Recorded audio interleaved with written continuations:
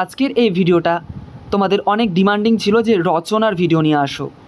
তো আমি তোমাদের কথা মতো আজকে রচনা নিয়ে এসেছি।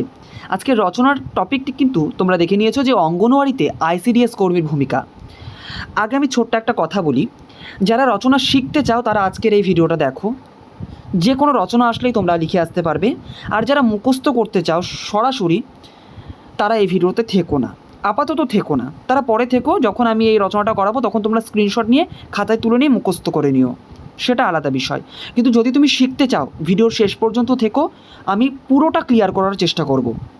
ভিডিও বড় হবে এই কারণেই, কারণ এই ভিডিওটার মধ্যে অনেক কিছু রয়েছে। শেষ পর্যন্ত থাকো, বুঝতে পারবে। দেখো, আজকে আমি তোমাদের সামনে একটা রচনা রেখেছি, অঙ্গনওয়াড়িতে আইসিডিএস কর্মীর ভূমিকা। তোমরা এটা পড়বে, বুঝবে, প্রয়োজনে নিজের খাতায় লিখে প্র্যাকটিস করবে, অবশ্যই করবে। কিন্তু একটা কথা খুব ভালো করে মনে রাখবে, আজকের ভিডিওর আসল উদ্দেশ্য কিন্তু এই একটা রচনা মুখস্থ করিয়ে তোমাদের বিদায় করিয়ে দাও না, কিন্তু টাটা বাই বাই করা না। আজকের এই ভিডিওতে আমরা দেখব কীভাবে রচনা লিখতে হয়। সাপোজ ধরে নাও, একটা কথা বলছি, যে তুমি মুখস্থ করলে কোনো একটা রচনা, তুমি মুখস্থ করলে, ধরো তুমি এই রচনাটায় খুব সুন্দর করে মুখস্থ করে গেলে, কিন্তু পরীক্ষার হলে গিয়ে দেখলে আইসিডিএস কর্মীর ভূমিকা আসেনি, অন্য একটা বিষয় দিয়ে দিয়েছে। তখন কি করবে? খাতা তো আর খালি রেখে আসতে পারবে না তুমি। খাতা কি খালি রেখে আসতে পারবে? এই যে 15 নাম্বার, এটা কিন্তু মারাত্মক ভাইটাল নাম্বার, তোমাকে লিখে আসতেই হবে। আর ঠিক এখানেই আজকের ভিডিওর আসল গুরুত্ব। আমরা এখানে দেখব যে আমি কিভাবে যে কোনো পরিস্থিতিতে রচনাটা লিখে আসতে পারবো। আমি এখানে একটা এক্সাম্পল হিসেবে রেখেছি যে আইসিডিএস কর্মীর ভূমিকা, এরকম মানে বিভিন্ন ধরনের, মানে 20টা 21টা 22টা টপিক হতে পারে। তো অত তো পড়বো না, আমি শিখবো কীভাবে রচনা লিখতে হয়। তো শুরু করি। হ্যাঁ, অনেক চ্যানেলে ডাইরেক্ট রচনা জাস্ট তোমাদের দিয়ে দিচ্ছে, তোমরা মুখস্থ করে নিচ্ছ, সে নাও, কোনো অসুবিধা নেই। কিন্তু আমরা কিন্তু শিখবো অবশ্যই। আমি কিন্তু শুরু থেকেই এই জিনিসটার প্রতি একটু বিশেষভাবে জোর দিচ্ছি যে আমাদের থিওরিটাকে কমপ্লিট করতে হবে। তো দেখো, রচনা লেখার সময় যে বিষয়গুলি অবশ্যই আমরা মনে রাখবো সেটা হচ্ছে অপশন, যে প্রথমেই যেটা রয়েছে সেটা হচ্ছে পরীক্ষকের দৃষ্টি আকর্ষণ করতে হবে। আমি যদি প্রথমেই এক্সামিনারের আমি যদি দৃষ্টি আকর্ষণ করতে পারি, তাহলে মানে 50% বা 40% কাজ সেখানেই অনেকটা কভার হয়ে যাবে। কীরকম? শুরুতেই বিষয়ের সঙ্গে প্রাসঙ্গিক সুন্দর ছন্দ দেব, যেটা আমি আমার এই রচনাতেও দিয়েছি। ওয়েট করে যাও, শিখে যেতে পারবে। সুন্দর তুমি ছন্দ দিতে পারো, উক্তি বা আকর্ষণীয় তুমি সূচনা করতে পারো। খুব সুন্দর একটা আকর্ষণীয় তুমি সূচনা করবে, এমন সুন্দর করবে যেটা অন্য খাতার সঙ্গে তোমার খাতাকে একটা আলাদা মর্যাদা দেবে। আসল কথা, তোমাকে ওই দিদিটা বা ওই বোনটার খাতার থেকে নিজের খাতাটাকে আলাদা করতেই হবে, যে করেই হোক। তোমার লেখাটা ইউনিক হতেই হবে। সে তুমি মুখস্থ করো, আমি এটাও বলবো যে মুখস্থ করেও কীভাবে ইউনিক করা যায় সেটা ধীরে ধীরে আমি আসছি, তোমরা কিন্তু সঙ্গে থেকো। এবং রচনাটা আমি পুরোটা আমি তোমাদের দেখাবো। আজকের এই বিষয়টা আমি যেভাবে আলোচনা করছি ঠিক এমনভাবেই আমি আমার পরবর্তী যে রচনাটা, অর্থাৎ যেটা রেখেছি এই ভিডিওতে, সেটা আমি তোমাদের দেখাবো। দেখো, প্রথমেই বলছি যে পরীক্ষকের দৃষ্টি আকর্ষণ করতেই হবে। তবে দ্বিতীয় পয়েন্টটা দেখো, এটা খুব একটা ভাইটাল পয়েন্ট, যে 15 নাম্বার তো অনেকেই, দেখো আমরা মাধ্যমিকেও রচনা লিখেছি, উচ্চ মাধ্যমিকেও রচনা লিখেছি। তো সেখানে কী হয়, একটা ধারণা থাকে যে বেশ একটু বড় সড়ো হবে, বেশ সুন্দর হবে 10 নম্বরের রচনা, এমন একটা ধারণা থাকে। কিন্তু এইখানে কিন্তু তোমাদের শব্দ সংখ্যা দিয়ে দিয়েছে। এখানে কিন্তু তোমাদের 150 ওয়ার্ডে রচনাটা লিখতে হবে। বোঝা গেল? 150 ওয়ার্ডে। 150 ওয়ার্ড মানে কি? মাত্র 150টা ওয়ার্ড। ভেবে দেখো, 150 ওয়ার্ড মানে কিন্তু খুব বড় না। কিন্তু এইখানে দেখো, তোমাদের শব্দ সংখ্যার প্রতি নির্ধারিত শব্দসীমার মধ্যে লেখার চেষ্টা করবে, অবশ্যই করবে। 150 ওয়ার্ডে তো আর হয় না, পরীক্ষক তো আর তোমার লেখাটাকে গুনবে না যে তুমি কয়টা ওয়ার্ডে লিখেছো। কিন্তু একটা আনুমানিক একটা দেখে তো বোঝা যায় যে এটা বড় না ছোট। প্রয়োজন অনুযায়ী সামান্য কম বেশি হতে পারে। আমি বলছি না যে 150 ওয়ার্ডেই লিখতে হবে, এটা কম বেশি হতে পারে। হয়তো 170 হয়ে গেল, হয়তো 140 হয়ে গেল, কিন্তু আসল বিষয় যদি আমার ঠিক থাকে 140 হওয়াতেও কোনো আমার প্রভাব পড়বে না খুব একটা। তারপরের টপিকটা দেখো, বানান এবং হাতের লেখা। দেখো, একে তো 150 ওয়ার্ড, মানে খুব একটা আমার রচনাটা বড় হবে না, খুব একটা বেশি বড় হবে না। 150 ওয়ার্ড মানে আমার হাতের লেখাটা কিন্তু খুব সুন্দর করতে হবে, শুদ্ধ বানান। আমি হয়তো খুব একটা সুন্দর একটা বেশ বড় সড়ো বাংলা আমি ইউজ করতে পারছি না, আমার কোনো প্রয়োজন নাই। আমি যেটা পারি আমি সেটা লিখবো, অন্ততপক্ষে সঠিক বানানে লিখবো, ঠিক আছে? তা শুদ্ধ বানান লিখবো, পরিষ্কার সুন্দর এবং পাঠযোগ্য হাতের লেখার দিকে আমি বিশেষভাবে নজর দিব। আমি দেখছি কিছু কিছু চ্যানেলে খুব সুন্দরভাবে বাংলা ওয়ার্ড সেখানে ইউজ করছে। আমার মনে হয় না যে খুব একটা অতটাও প্রয়োজন। আসল কথা, তুমি যদি বিষয়টা ঠিক রাখো না, তোমার বাংলার ধাঁচটা একটু আলাদা হলেও খুব একটা ফারাক পড়বে না। তারপরে দেখো, হাতের লেখা এবং বানানটা ঠিক করবে। তারপরে শুধু মুখস্থ নয়, আজকের এই রচনার বিষয়টাই হচ্ছে আমি কিন্তু শুধু তোমাদের মুখস্থ করাবো না। রচনা হুবহু মুখস্থ করে নিলে কিন্তু খুব বিপদ আছে। হ্যাঁ, খুব বিপদ আছে। আমি আগেই বললাম, বিষয়টা বুঝে নিয়ে নিজস্ব ভাবনা, সব সময় নিজের যে সৃজনশীলতা, এটা কিন্তু ইম্পর্টেন্ট। কারণ পরীক্ষায় রচনা দেয় তুমি কতটা মুখস্থ করতে পারো তার জন্য না, কিন্তু পরীক্ষায় রচনা দেয় তুমি এই পদের জন্য কতটা উপযুক্ত, তুমি নিজেকে কতটা এই পদের জন্য উপযুক্ত করে তৈরি করেছো, তুমি কতটা জানো এই অঙ্গনওয়াড়ি ফিল্ড কিংবা যে রচনার বিষয়টা তোমাদের দেওয়া হয়েছে সিলেবাসে সেইটা, তুমি কতটা মুখস্থের সিলেবাস সেটা ডোন্ট ম্যাটার, তুমি কতটা আন্ডারস্ট্যান্ডিং মেশিন সেটা ম্যাটার করে। এবং তোমাকে নিজস্ব ভাষায় প্রকাশ করতে হবে, নিজস্ব ভাষায়। সব সময় বলবো যে তুমি অন্যের রচনা দেখো কিন্তু নিজের মতো করে সেটাকে করার চেষ্টা করো। দেখো 5 নাম্বার এবার পয়েন্টটা কিন্তু মোস্ট ইম্পর্টেন্ট পয়েন্ট। হ্যাঁ, অনেকেই ভূমিকা ডাইরেক্ট শুরু করে দিচ্ছে, তো আমি বলবো যদি তুমি পারো রচনাটা শুরু করার আগেই ছোট্ট একটা শিরোনাম দেবে, যেটা আমি আজকের এই রচনাতেও দিয়েছি। যেটা প্রশ্ন দেবে সেটাকেই একটু ছোট্ট করে সুন্দর একটা শিরোনাম, হয়তো 3-4টা ওয়ার্ডে সুন্দর করে লিখে দিলে শিরোনামটা, অর্থাৎ এটা আমার হেডিং। এবং শিরোনামটা আমি কেন দেব, ভূমিকা, মূল আলোচনা বা বিবরণ, উপসংহার কেন দেবো, আমি প্রত্যেকটা এই ভিডিওতে ডিটেলে আলোচনা করব। তো ভিডিওটা শেষ পর্যন্ত দেখো, শিখতে পারবে আশা করি। মুখস্থ তো করতে পারবেই অবশ্যই, কিন্তু শেখাটা ইম্পর্টেন্ট। তো শিরোনাম দেবে অবশ্যই। একটা শিরোনাম বলতে আমি আলটিমেট যেটা লিখছি সেটার হচ্ছে একটা সাধারণ ধারণা যে আমি এই বিষয়ে লিখতে যাচ্ছি, পরীক্ষককে আমি জানিয়ে দিচ্ছি। তারপরে কি লিখবে, তারপরে লিখবে ভূমিকা বা সূচনা। তুমি ভূমিকাও লিখতে পারো, সূচনাও লিখতে পারো, যেটা লিখবে সেটাই ঠিক আছে। হ্যাঁ, এক ব্যাকরণ বই আমি দেখলাম কোনো কোনো জায়গায় ভূমিকা রয়েছে, কোনো কোনো জায়গায় সূচনা রয়েছে।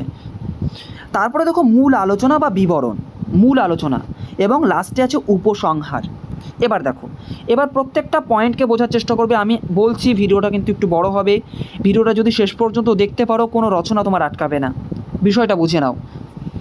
শিরোনাম কেন দেব, অনেক ইউটিউব চ্যানেলে শিরোনাম দিয়ে করাচ্ছে না, ডাইরেক্ট ভূমিকা দিয়ে করাচ্ছে, সেটাও ঠিক, ভূমিকা দিয়ে করালেও ঠিক, কিন্তু আমি তো বলেছি আমার খাতাটা একটু ইউনিক করতে হবে।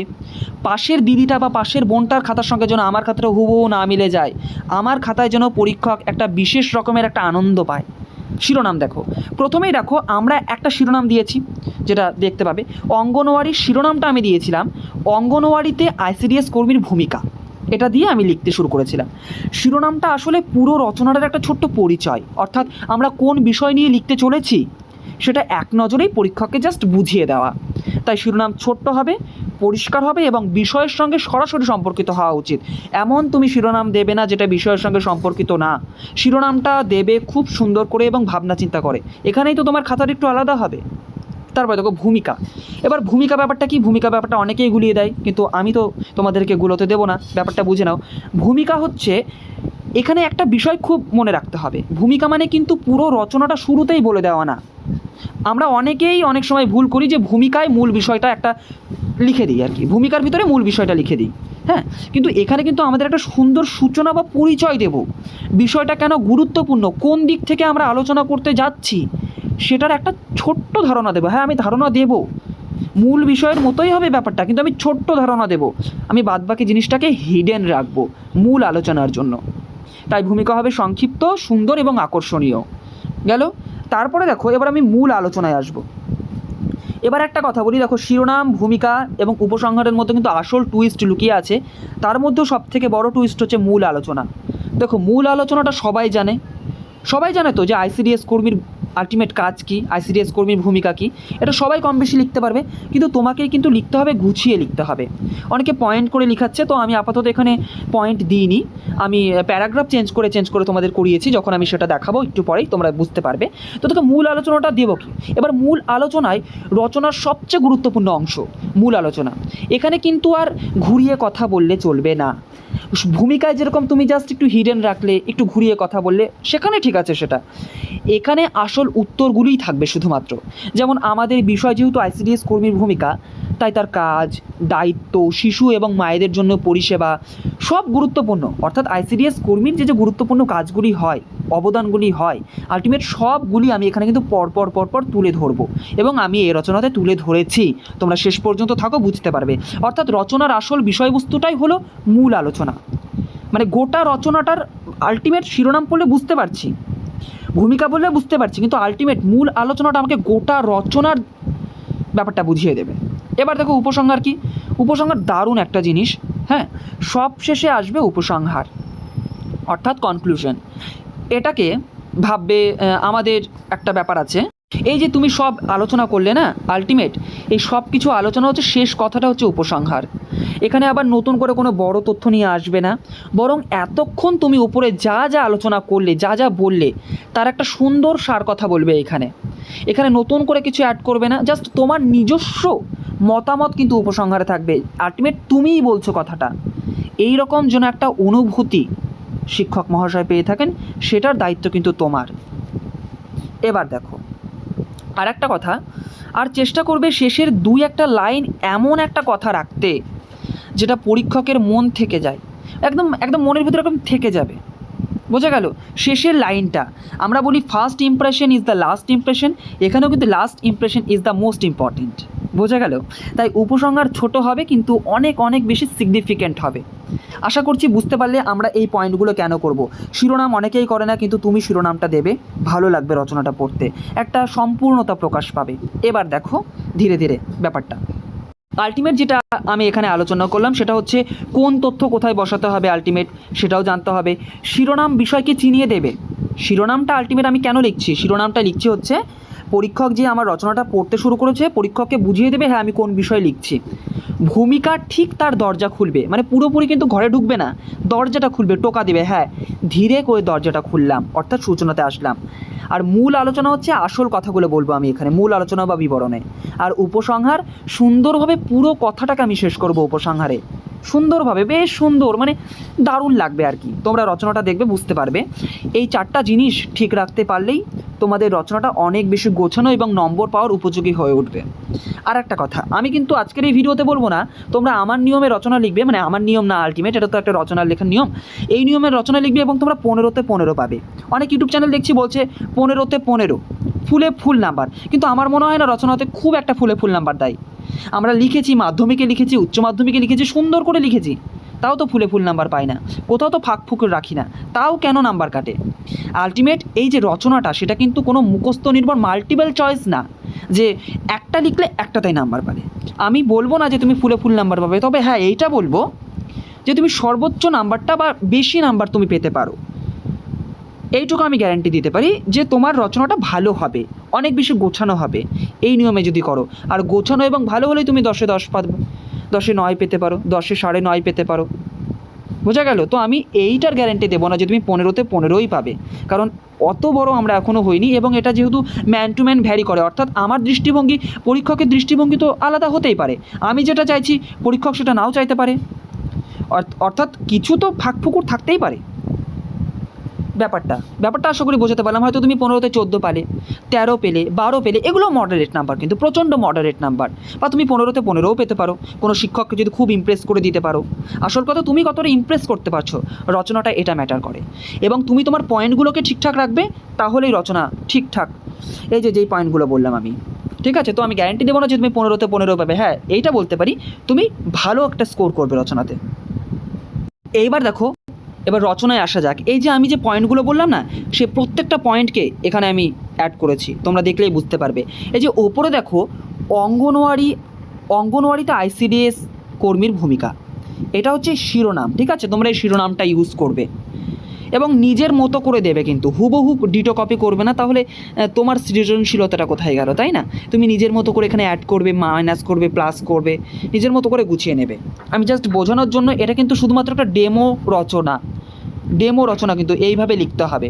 তারপরে ভূমিকা পয়েন্ট করবে, ভূমিকা পয়েন্ট করে কি করবে, শুরুতেই এমন কিছু একটা লিখবে যেন পরীক্ষকের দৃষ্টি আকর্ষণ করা যায়। আমার আসল উদ্দেশ্য দৃষ্টি আকর্ষণ করা, তবেই তো আমি আমার রচনাটা স্যারকে পড়তে আগ্রহী করাতে পারবো না। দেখো শুরুতেই বলেছি, আজকের শিশু আগামী দিনের আলো, তার যত্নেই ভবিষ্যৎ হবে আরও ভালো। কার যত্নে? অর্থাৎ আইসিডিএস কর্মীর যত্নে। এটা হচ্ছে একটা হাইলাইটেড পয়েন্ট, এবং এটা দিয়ে আমরা রচনাতে প্রবেশ করছি। এইটা পড়েই শিক্ষক তোমার রচনার পরবর্তী অংশে যাবেন। এবার দেখো ভূমিকাটা খুব সুন্দর হবে। তোমাকে যে বড় বড় লিখতে হবে এমন কোনো মানে নেই, তুমি বিষয় উপযোগী লিখবে তাহলেই হবে। এইটা কিন্তু ভূমিকারই অংশ।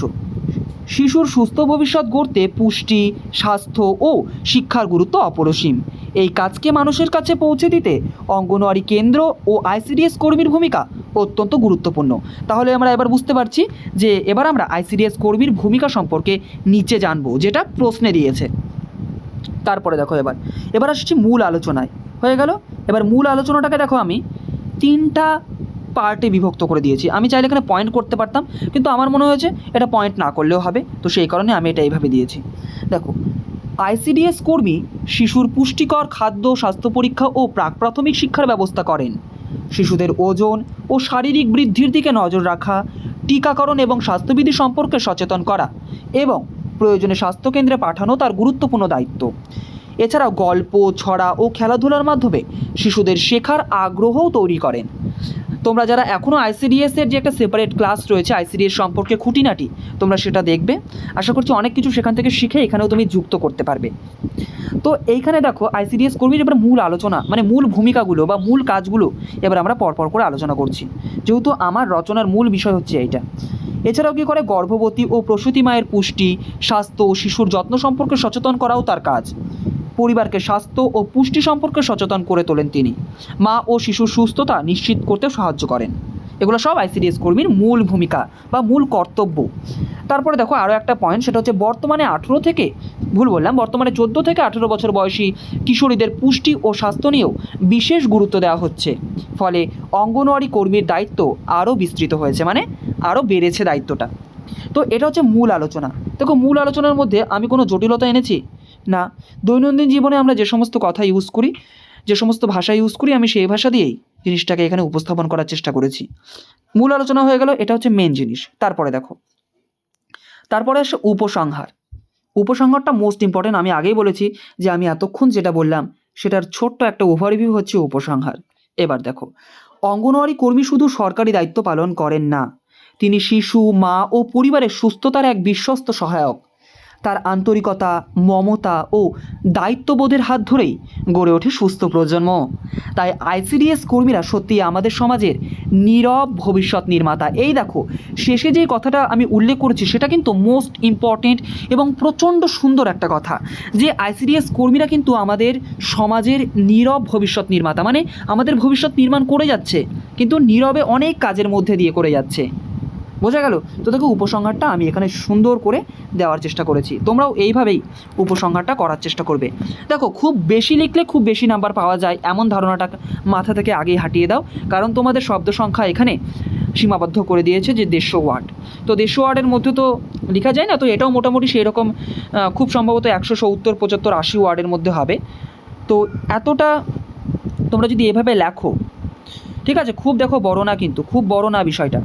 তোমরা যারা স্ক্রিনশট করতে চাও স্ক্রিনশট করে নিয়ে প্র্যাকটিস করো। এবং হ্যাঁ, হুবহু কিন্তু এই রচনাটা মুখস্থ করে যাবে না, এখানে নিজস্বতাটা প্রদান করবে, নিজস্ব ক্রিয়েটিভিটি দেবে। কারণ রচনা হচ্ছে তোমার ক্রিয়েটিভিটি। তুমি কতটা মুখস্থ করতে পারো সেই কারণে তো আইসিডিএসের সিলেবাসে রচনাটাকে অন্তর্ভুক্ত করা হয়নি।